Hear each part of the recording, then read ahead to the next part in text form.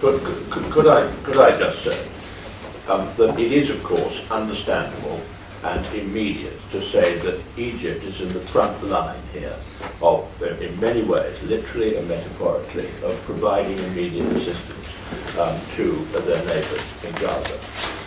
But we understand, and I came to understand, the intense frustration that the Egyptians feel that their own border is being perforated in this way. It is, after all, their border which is being perforated because, not of the Palestinians, but because of the actions of the Israelis. Yeah. And that I think came at cost for us, for the Egyptians, and entirely rightly, very much, that they feel, and I think we should be slow to criticise Egyptians for what is ultimately 100% a problem which is created by Israel. Yeah. And so we need to have a measured response to what is a very difficult problem for the Egyptian people. Yes? Yes, Andrew Ross, the Ghana News Agency. A gentleman here said he saw a prima facie case for evidence that war crimes have been committed. But realistically, what chance is there of the Israelis ever being brought to the international court or to account in any other way?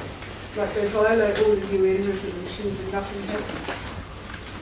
Bob, would you like to? Yes, I will. The Israelis, of course, are not signed up to the International Criminal Court, so that creates its own difficulties and its own problems. However, the Geneva Convention, the Fourth Geneva Convention and its protocol do apply in this case. And what therefore applies as well is the principles of universal jurisdiction to be exercised by those countries who have signed up to the convention, who are many. Now, that, it seems to me, is a powerful tool in the hands of the world community. We are here, to a certain extent, in uncharted waters, because the exercise of an international jurisdiction in terms of state crimes is something which is relatively new. But this is an archetypal example of where it should and could be used, so that those who commit war crimes, albeit powerful and influential internationally and within their own country, must know that the actions that they take will make them liable not only to their own country, not only in The Hague, if it exists, if the opportunity exists, but also internationally in individual jurisdictions. That is an extremely powerful weapon in these circumstances. So the answer to your question is, I do not know. But also the answer to your question is that it is far from hopeless that there will be justice in this case, and I, for one, and many of our delegation, and many people in Parliament not on that delegation, will work very hard to ensure that that's the case. Any other questions? Mr. Zimji, may I welcome Mr. Zimji, who is a constituent of mine, as well as being a journalist. I am from Geo and Daily Jung. What is the quick reaction of the Israel of this delegation's tour? I don't think that it was their happiest day when we went there. Let me put it that way. Our visit was reported, even if inaccurately, in the Israeli press. And they do take these things very seriously indeed, because they've got a persecution complex, the Israelis. They believe that the whole world is against them. So it will have been, no, I wouldn't say that, it has been observed. Our delegation's activities have been observed in Israel, and that's very valuable. And I would add, I can't rival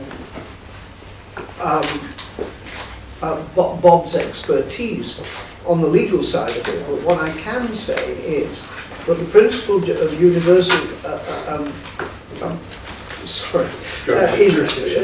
yes, it means that Israelis like Tzipi Livni, whose father, of course, was the chief operations officer of the Irgun Spy Leumi and blew up the King David Hotel in Jerusalem, killing 91 people, including Jews. The fact that they've got to think twice about travelling, the fact that Israeli officers called off a visit because of the principal universal jurisdiction, the fact that an Israeli general had to sit on a plane and not get off at Heathrow for fear of arrest, that's useful because it gives them a taste of what is happening to the people of Gaza, where 1.5 million people are under arrest every day of their lives, quite apart from the dozens of the members of the Palestinian Legislative Council who are being held without charge, by the Israelis. And we hear a great deal, because it's a great matter of importance to the Israelis, about the Israeli soldier Gilad Shalit, who was captured when on a military expedition, and about the way in which the Israelis feel that they would like that young man released. Well, nobody in this room and nobody in our delegation is against the release of Gilad Shalit. But let's get some of the Palestinians released as well. But above all, let's get the people of Gaza released. Can I draw attention to one more aspect? Someone asked what purpose, what results will we get out of 60 parliamentarians going to Gaza? Over the last 2 years, I'm thinking now of Hamas, which, as you know, was the legitimately and fairly elected government of Palestine. Whether we liked it or not, that's what they were, and we believe in democracy. Over the last 2 years, there have been probably 70 parliamentarians now, maybe more, who have actually been in talks with Hamas leaders. Now, isn't that proving something in itself? The people, the parliamentarians, feel that we must speak to these people, whether we agree with what they do or not. We must speak to them, and we found them actually very interesting to talk to. Isn't it making our leaders look rather foolish? Yes, sir. Well, we take your book, so don't worry about which order. Yeah, my name is Azhar Javed. We're representing Daily Weekly, The Nation, and Dunya TV Pakistan. Before your departure, you held a press conference in Port Kras House. In that press conference, I attended that one. Before, when you went there, and now you are back, do you have any plan to visit Israel as well, to put pressure on them? Because Israel is the main party. Without them, nothing can be done in Gaza. Do you have any plan to visit Israel as well? Well, it's up to others to take their own point of view. But from my personal knowledge of Mr. Netanyahu, who is the most extreme person ever to have been Prime Minister of Israel, from my happily not personal knowledge of Avigdor Lieberman, who is a racist, I do not see, and from my personal knowledge of Ehud Barak, whom I admired when he tried to make peace with the Palestinians, but who now I believe is a sad relic of that fine man who did try to make peace. What are we going to say to them? Am I to say to Ehud Barak, Ehud, why did you kill 1,400 Palestinians? Can you explain that to me and perhaps put it in a more pleasing context? Am I to say to Lieberman, will you abandon your plans to ship Palestinians out of Palestine, and so that you can turn it into a racist Jewish state because he is a racist?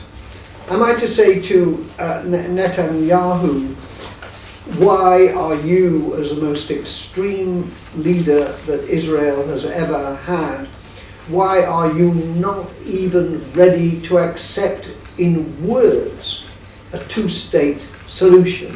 Why are you going on extending illegal settlements? Do you really think, my friend, that that would be a fruitful dialogue with any of those people. So my friends can do what they like, but I shan't be going to Israel to talk to these people. Well, I'd like to try, but I don't think they'd let me in. Well, they've got to let me in because I'm a Jew. I qualify under the law of return. They didn't let me in the last time I tried.